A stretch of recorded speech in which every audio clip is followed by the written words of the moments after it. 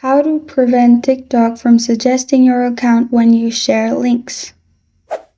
Hi everyone, I'm here to assist you today without any delay. Let's jump right in. First, open TikTok on your device. Go to your profile at the bottom right, then click on three lines at the top right corner of your screen. In here, click on Settings and Privacy at the bottom. Then click on Privacy at the top. In Privacy, scroll down to Display Profile when sharing links. Click on it. After you click on it, you'll find this kind of screen pop up. Simply click on it to turn it off. Make sure white circle is on the left side, and that means it's turned off.